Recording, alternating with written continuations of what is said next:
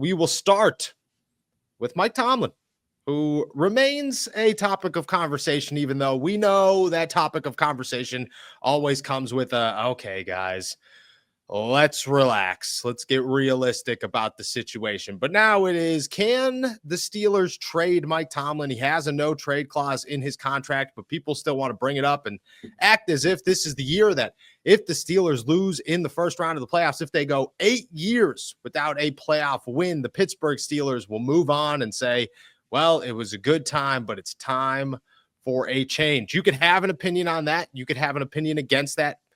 I mean, it goes both ways, but people are going to talk about it. And one team may have just opened the door to say, yeah, we might make a phone call. Chicago Bears general manager Ryan Poles told the media this week, quote, we'll look at all avenues to get the best coach here. There's going to be some names that you don't expect that are going to surprise you because we're digging deeper than we have before.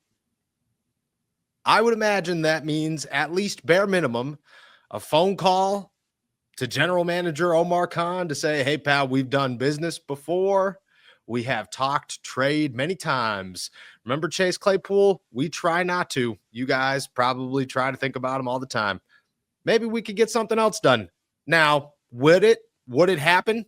Probably not, but I'm going to say probably and not definitely, because you could talk New York Jets. You can talk, I don't know, you could bring up maybe the Raiders would be a team that Tomlin would have the train of thought behind. But the Chicago Bears are a team that if you went there as a head coach this offseason, you're going to a second year, number one pick in the draft, a guy that for 3 years, everybody expected to be the guy in Caleb Williams.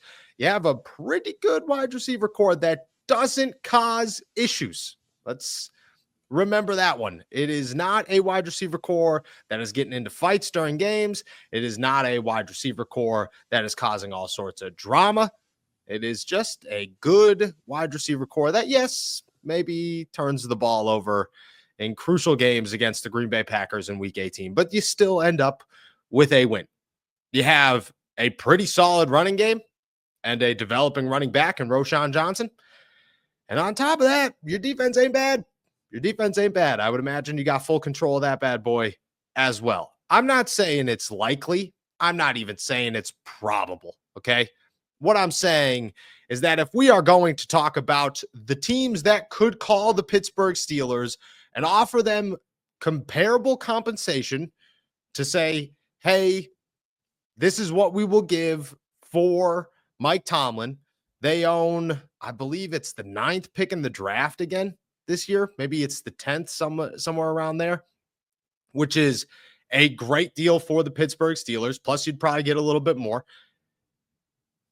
And it's not the worst team in the world for a head coach to go to and say, nah, maybe I think about it. Now, again, I'm going to emphasize this. I'm going to continue to emphasize this.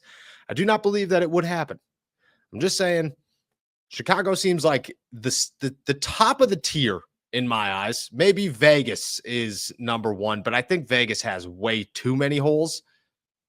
Chicago just needs an offensive line. Mike Tomlin hasn't built an offensive line in like a century. So he's been operating without one forever. I think he could do it again in Chicago. I mean, top of the list? I'm not asking if you think it could happen. I'm just saying top of the list. I don't know what the list looks like for teams that Tomlin would waive his no trade clause to go to, but I know the Bears are at number 2 on the list of teams that he wouldn't. Why would you go to Chicago? Hey, football fans, there's only a few short weeks left in the season, and we've got some exciting wildcard games to look forward to. Get in on the action right now with my partners at DraftKings Sportsbook.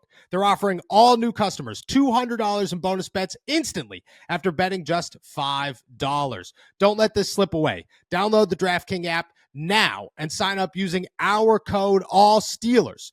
The crown is yours. Stay in the action and use your $200 in bonus bets on DraftKings same-game parlays for a shot at an even bigger payout. Combine multiple bets together from the same game.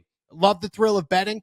DraftKings has got you covered. Bet live on in-progress games right as they happen, making watching the game that much more exciting. If sports betting is not yet available in your state, don't worry. You can still join in on all the fun with DraftKings Daily Fantasy and have the shot to win cash prizes. Download the DraftKings Sportsbook app now. New customers use my promo code ALLSTEELERS and bet just $5 on any wager and get $200 in bonus bets instantly. That's promo code ALLSTEELERS only at DraftKings Sportsbook. I mean, I understand you laid out, yeah, they have all these pieces, but at the same time, they are on their third top 11 quarterback since 2017. They recycle good players time after time after time. I mean, Khalil Mack wasted the beginning of his career in Chicago. Who's the other player I'm thinking of now? Roquan Smith wasted the beginning of his career in Chicago. Yes, if they had a head coach, things would be different, but I don't think Mike Tomlin's looking to go from where he is now all the way back to starting from square one with the Chicago Bears. So even in the hypothetical situation, I would think the Jets are the first team that he would say, not a chance in God's green earth would I waive my no trade clause to go there. I think the Bears would be right there at number 2, though. Who would be top of your list? Who would be the team that you would say this is again, none are likely, but this is the most likely team Tomlin would at least go, maybe. Of the current openings, I would say the Patriots are more likely than any other team. The Patriots? Yeah. Why the Patriots? This one is, if Chicago is a no-go, I am very interested to hear why the Patriots are a go. Because the Patriots have given coaches kind of carte blanche to do what they want and build the entire organization almost like a college coach does, where he has complete control. I think Tomlin likes that. And I think he goes to that organization knowing that it is an organization that has been stable for a lot of years, had one off year with Gerard Mayo, and we all kind of know there's some kind of weird things going on behind the scenes with that hiring and firing. But I think you go there, you have another young quarterback in Drake May, you have some good pieces on defense, including Christian Gonzalez, and you have an organization overall that is widely respected across the NFL, despite coming in top or bottom 5 in the league this year. I think Tomlin would rather go to the Patriots than go anywhere else. But again, as you mentioned, unlikely that it goes anywhere. But I think if he's waiving his no trade clause to go anywhere, it's New England this coaching cycle. Okay. All right. I think New England has more holes than most teams that are available, but I understand the job security. You're not going to a franchise that just bails all the time. Like you could actually build something in New England. It's respectable. I understand that. Where would Vegas be on your list? I think Vegas strikes me as a Mike Tomlin team. They're just the Steelers of the West. Yeah, I mean, that would be up on that list as well. I don't have the full list of current openings ahead of me. I think it's them. I think it's New York. There's 6 of them. New York, the Bears, Jacksonville, Vegas, New England, and the Saints. Vegas would probably be second to me, then the Saints would be third. Just again, Vegas seems like a Mike Tomlin town. The Vegas Saints seems, are third. I would put the Saints third. I'm just so stunned by this list. The Saints to me are like the forgotten team. You know what I mean? Like who are the New Orleans? What division they play in though. So the bar to get back into relevancy is much lower than it is going to some of these other, especially like the Raiders. You got 3 teams in the playoffs this year. Your bar to get back to relevancy is very high in Las Vegas. That's very true. That's very true. You could take that into account. Jacksonville, I think, would surprise me just because they're the Jacksonville Jaguars. There's like no history there, but that's a good team that just needs a head coach. You know, they have a lot of they have, I say, the least amount of holes.